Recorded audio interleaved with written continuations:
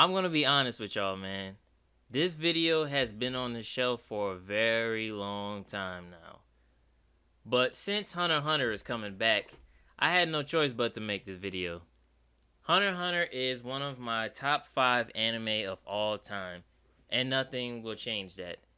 The fact that this anime is still relevant and highly popular, despite being on multiple hiatuses, shows how powerful and impactful this anime is. Similar to Miura with Berserk. RIP to the legend himself. While you're here, make sure to hit the like and subscribe button, as this will not only help me, but it'll help Jing with the back child support he has to pay for Gon. With that being said, grab your fishing poles and get ready for a journey.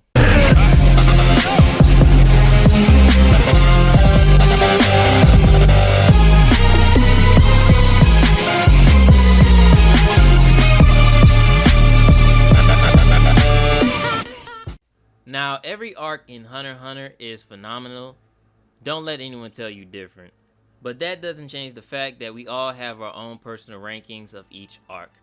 So we're going to start things off with a no-brainer, and that is the Zoldyck Family Arc, which is the second arc in the story. After Killua catches a body in the Hunter exam and gets disqualified, Gon and the gang go to Kukuro Island. I said Kukuro Island. Kukuro Mountain to retrieve Killua. So basically, this is a PG version of the Sasuke retrieval arc, with less battles and emotional moments and less turning to the dark side. Here, we get introduced to everyone in the Zoldyck family and the people that live and work there, while also getting some major character insight of the main crew. This is also the arc that put some respect on my boy Leorio's name before the election arc did, as he was the first person of the group that opened the doors of the Zoldyck estate, which I want to point out weighs 4 tons. So this happened in the manga, so for you anime only fans out there, you missed out on a great moment. But my favorite moment of this arc would be when Gon and the gang played the coin game with Goto, proving that anime can make something as simple as finding a coin look intense and amazing at the same time. Next would be the election arc, the final arc of the anime, but not for the main story of Hunter x Hunter. The election for the 13th chairman was more intense than the current president elections.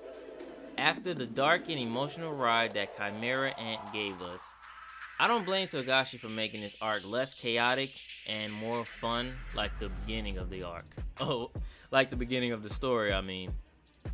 With Chairman Netero dead, one of the 12 Zoldicks must decide who's going to be the next chairman. But behind this selection, a very important mission is being commenced, saving Gon after his epic battle with Pitou in the Chimera Ant arc.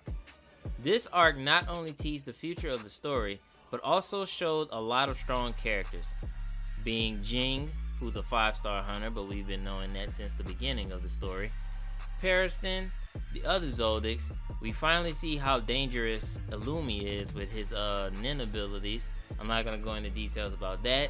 We also get introduced to the unknown sister of the family, Alluka, who is, well, her spirit is from the Dark Continent. I just want to go ahead and say that right now. But the whole battle between the family about what to do with Alluka was very important and was very dope, might I add, because we also got one funny moment between Hisoka and Hisoka and Illumi about what he wants to do with Killua. From Pariston making an election turn into an episode of Death Note, to Gon finally meeting his dad, Killua's conflict with his family members over the safety of his sister, and to my personal favorite and a lot of people's favorite moment was Leorio punching Jing in front of millions of people and telling him to go to hell. It's still a great moment every time I watch it. And the funny thing about it is, he was somehow only 2 seconds away from being the chairman of the Hunters Association if Gon didn't walk through the doors. But as it turns out, Pariston had that planned as well, as he asked the random question of something. He asked a random question to stall because every single person in the building not every single person, but every nin user or strong nin user felt Aluka's presence as she was healing Gon. And as we see, Illumi gets a major hard on as the powers are commencing. But we'll leave that at that. But if the manga didn't continue afterwards, then you could honestly say that this is probably one of the best endings to an anime. There were no strings left behind and no BS conclusions like Attack on Titan.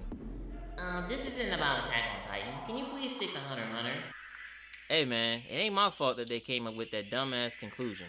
But you're right, let's get back to hiatus. Wait, I can't call it that anymore.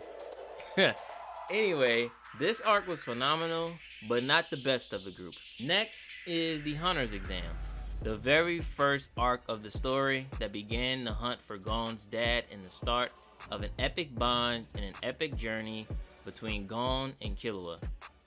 This was a great introductory arc compared to other anime introductions. They established all of the characters, they established who's going to be the antagonist, present and future. They established who the top dogs and the strongest characters in the show, being Netero, etc., etc. But I can't deny the curveball that they hit me with, because at first I thought Gon and Kurapika were going to be the two best friends of the story, seeing as how Kurapika is a better version of Sasuke and Gon is like Naruto but without a talk no jutsu. So I give props to Togashi for that, because that completely threw me off. But I kind of should have known better, because Killua is more like Hiei, and you know Hiei is kind of like a best friend slash rival with Yusuke, but not like a best friend like Kurobara. So they're kind of like frenemies, but they cool. Let's just say that. But you know, yeah. Anyway, next is Heaven's Arena. This is the arc where things start to turn up a notch. Or to put it in a different term, the arc that started to get people's attention. Which I find very odd, seeing as we saw a man get his heart snatched out of his chest twice by Killua, Hisoka's bloodlust in the forest, the Zoldyck family, and a lot of other amazing stuff happens prior. But hey, to each his own. The goal of this arc is for Gon and Killua to get a lot of money in a short amount of time while getting stronger. This is also where we start to learn about the power system of Hunter x Hunter, which is Nin. We are also introduced to one of the most underrated characters of the show, being Zushi. He's honestly one of my favorite characters of the show, and probably has the most potential out of everyone besides Gon and Killua. He's kind of like the Rock Lee of Hunter x Hunter, but he's not trash. And well, I ain't saying Rock Lee trash. Let me just get that out. Let me just stop that right there. Rock Lee is not trash. Rock Lee got hold. But I hope I hope Zushi does not go that path, because I really love Zushi, and I hope we see him more, because I find it weird that they haven't brought him back into the story, because I can already see him being a floor master at Heaven's Arena, and possibly one of the strongest characters in the future.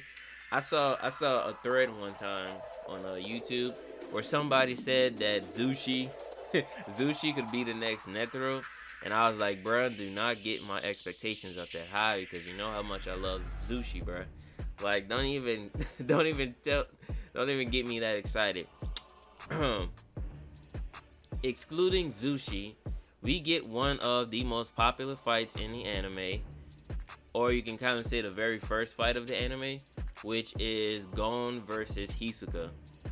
Seeing Gon finally land a punch on Hisoka put a lot of smiles on people's faces, because it foreshadowed the progression of Gon and the monster he'll become in the future. Which I would like to point out that Togashi is a beast when it comes to the foreshadowing. Besides Oda and Isayama before he became trash, they are literal beasts at foreshadowing. Oda is like a madman with foreshadowing. Togashi's a beast, and Isayama's a dog. But you know, I ain't gonna exclude his credit just because the ending trash. But he's nice. He's nice when it comes to foreshadowing. If you've watched season 4 Attack on Titan, you know what I'm talking about. Besides the progression of Gon, we also see how horny Hisoka gets in battle, and horny at little boys. And y'all wonder why I don't like Hisoka anymore.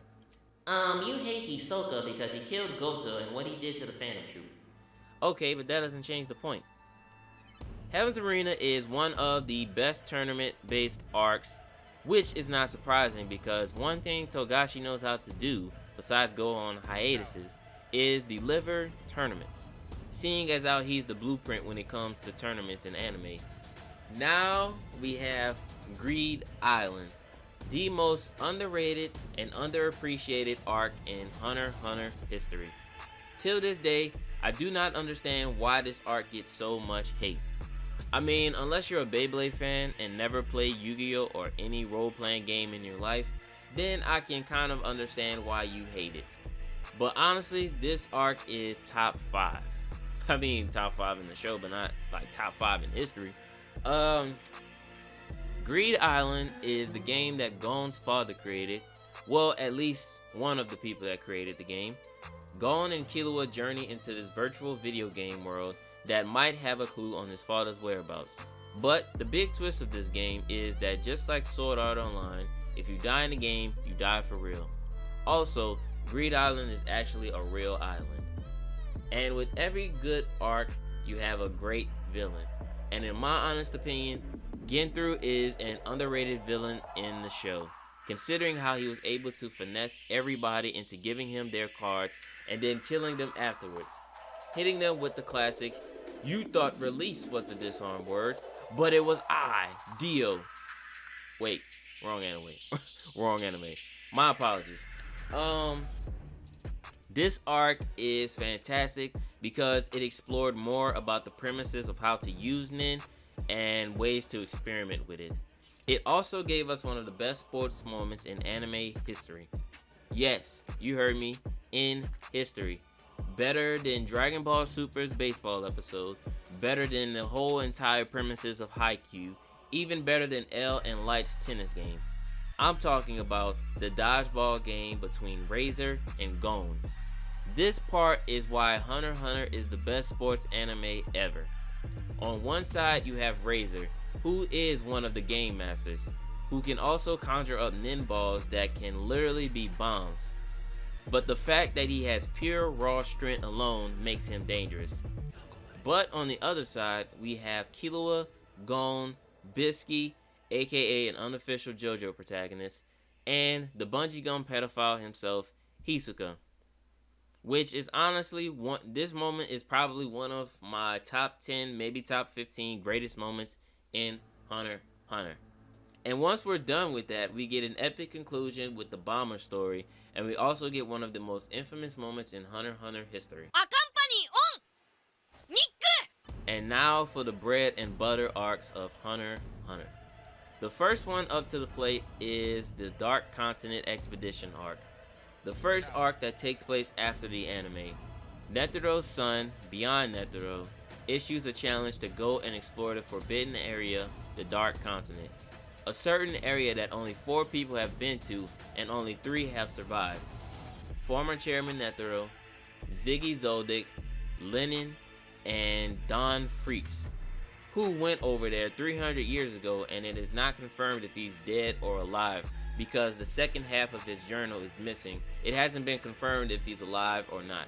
So hopefully we see him in the Dark Continent and a big reveal. That would be kind of lit.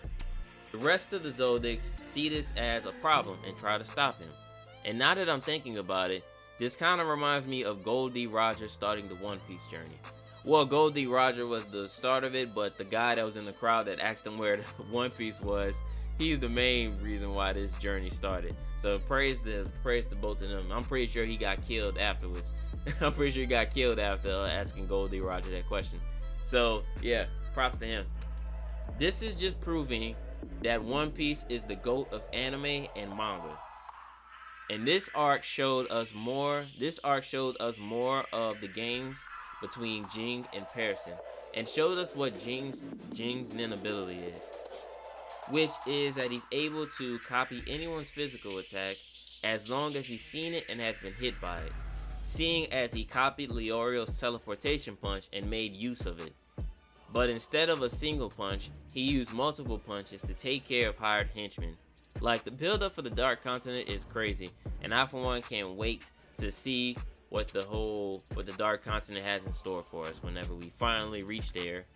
The top 3 arcs of Hunter x Hunter starts off with the Succession War, which is the current arc in the story. But even though this arc isn't finished, it's still in the top 3, which shows you how great it is.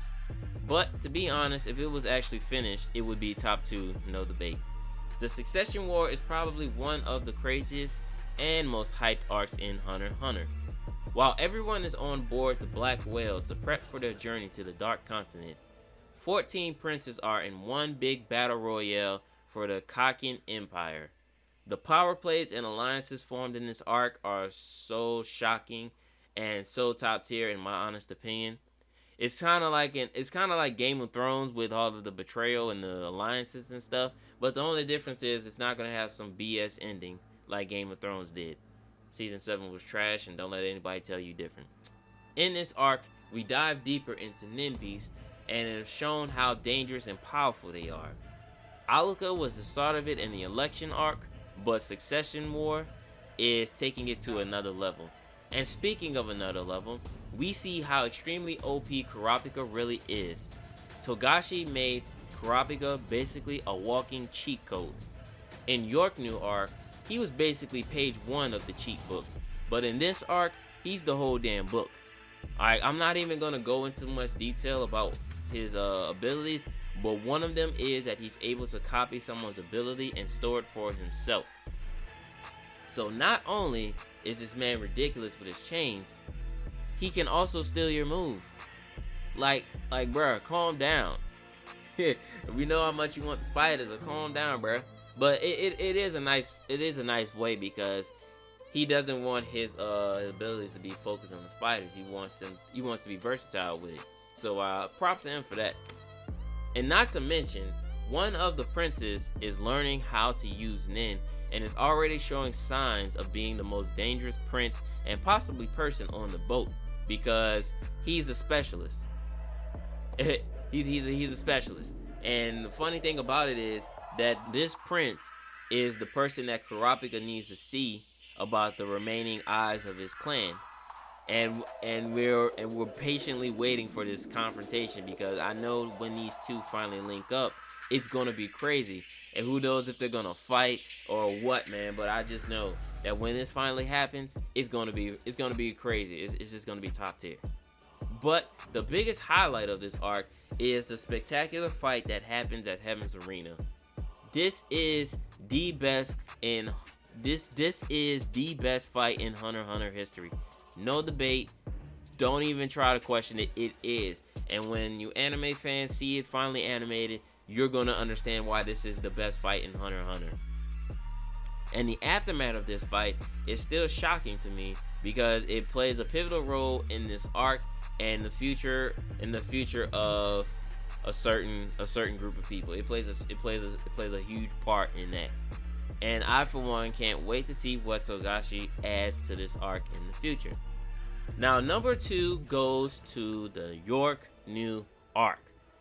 One of the greatest arcs in anime history. I'm sorry, but you're going to be hearing me say that a lot because this is one of the greatest arcs in history. From start to finish, it is S tier. The first major arc in Hunter x Hunter where it showed you that this isn't going to be your typical shonen arc. On September 1st, Gon and the gang are supposed to meet in Yorknew, but also all of the mafia families come together for the biggest auction in the world where anything and everything is sold, including the legendary eyes of a certain clan. This catches the attention of Kurapika and the Phantom Troop. The Phantom Troop are a group of bandits that slaughtered Kurapika's clan and stole their eyes and is the reason why he wanted to become a hunter in the first place. But before getting into this arc, I just want to say that the Phantom Troop is one of the top 3 greatest villain groups in anime. The other 2 would be the Akatsuki and the Espada. Each character stands out on their own and you surprisingly like every single one of them. Except for the Mummy Dancer and the white-haired emo, nobody really likes them. Not only did this arc provide top tier characters, but it also provided top tier moments, and every single one of them was coming from the spiders.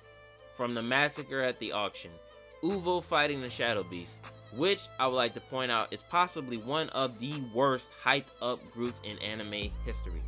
Every single one of these dudes were pure trash. I mean, there's that one dude that had the dope nin ability to put whatever he wants into a bag and just shrink it down to size like some Ant-Man type of stuff. But besides that ability, every single one of these dudes were pure trash. They came in hyping themselves up as this unstoppable group that nobody could touch because they were the personal guards of the 10 Dons, and that was just pure trash because these dudes got clapped. These dudes got clapped in less than 5 episodes. Like they are worse than the Ginyu Force.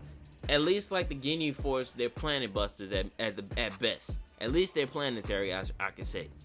Then we have Kurapika defeating Uvo and creating the infamous shovel meme, which is a meme that I love but hate at the same time because it's posted everywhere and it's kind of like annoying, but it's still kind of funny though. But it's like I have like a love-hate relationship with it. Let's just say that. Then we have Crollo fighting Zeno and Silva, bruh. That is literally one of the dopest fights I've seen, bruh. Because Crollo is a monster. Crollo is a monster when he's serious. Just the fact that he took down all the other assassins with minimal difficulty. He has the ability to steal your moves. He has a whole book. I'm pretty sure he probably has multiple books, to be honest, but I'm not really sure about that. He probably has multiple pages. But he can steal your nin ability. He can steal your abilities and keep them forever. And the only way to get rid of them is if he gives them back to you, give it back to you, or if the person that he stole it from dies. That's the only way that he can. That's the only way to get rid of him. Once he has it, he has it. You're done. And what I love about the fight is the aftermath of it, because Zeno had asked him. Well, actually no, because Crollo had asked him if Zeno was fighting Sirius, who would win between me and him, you and me. And Zeno said he would win, of course, but if Crollo was actually taking the fight serious, Crollo would win minimum difficulty. Well, I don't know about minimum difficulty, but he would win the fight, and that pissed off Zeno because he knew it the whole time. Then we get the infamous Requiem scene, which is honestly one of the top 3 animated scenes in history. Just hearing Mozart's Requiem play in the background while Crollo's orchestrating this beautiful massacre is just honestly breathtaking, and is so freaking beautiful. And not to mention Hisoka's just watching them all commence all of this madness in the background, showing that he doesn't have any interest or any bonds with anybody in the group except for Maki maybe, but Makia, I mean. But besides that, it just shows that he has his own agendas at hand, which is to fight Crollo.